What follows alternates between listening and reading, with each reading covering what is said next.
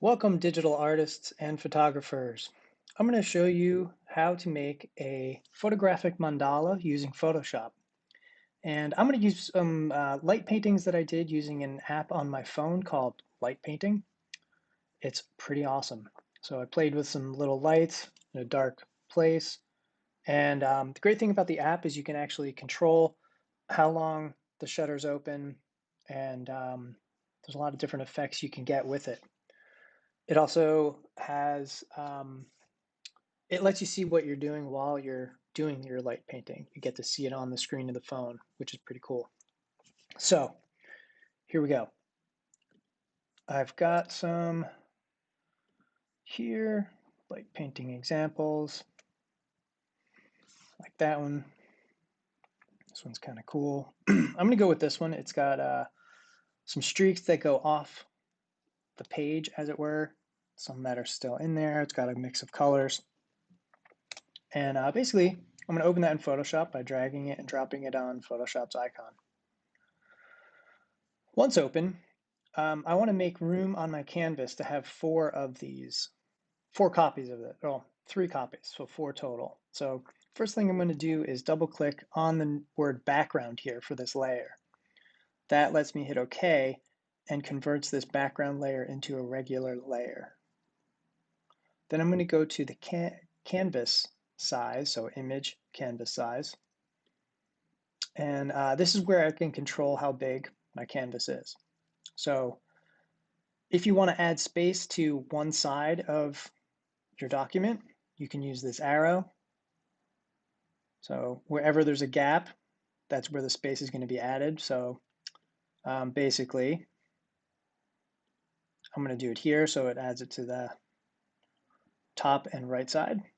And if your relative is clicked, you can just put the same dimensions you see up here in for the width and the height. So 1128 by 1504. If you don't have relative click, then you have to do math, and don't bother doing math if you don't have to. Okay, so there's my image. I'm going to press Command J to make a duplicate of it, and I'll go to Edit, Transform, Flip Horizontal,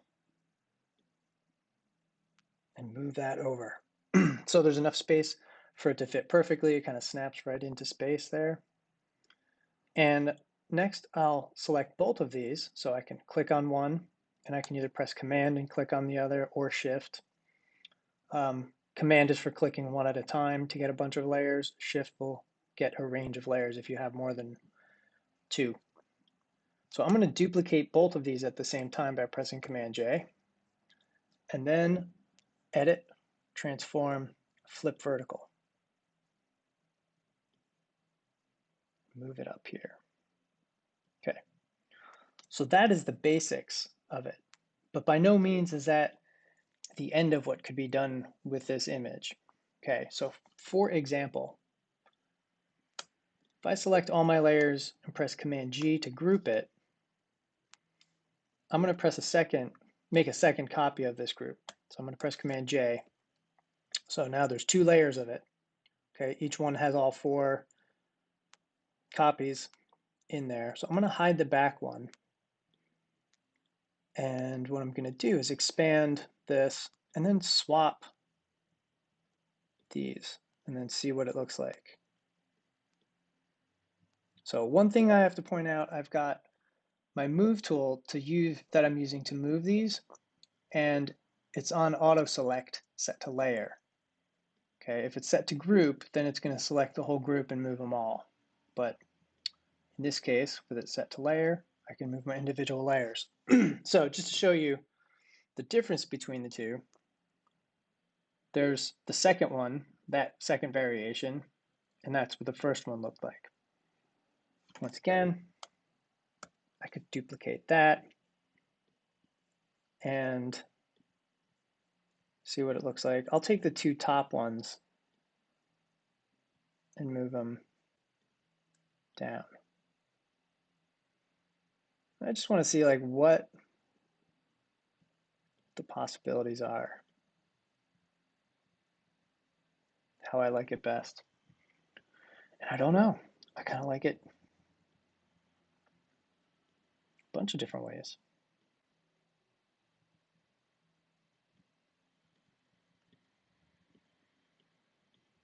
I don't know.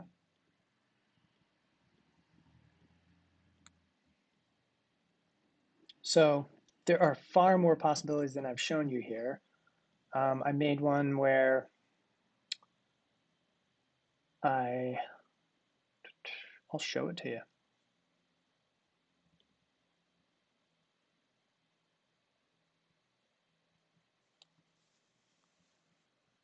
Basically, it's two different variations. This is all done with one photograph, and one is set with a blending mode where they darken, and one is set with lighten, or lighter color and darker color, and then the two are overlapped. So this is one of them. And really what I did with this, instead of doing 4 of them, I took 2 of them. So it looks a little more like this. And I combined these two and made it into an object that I rotated around.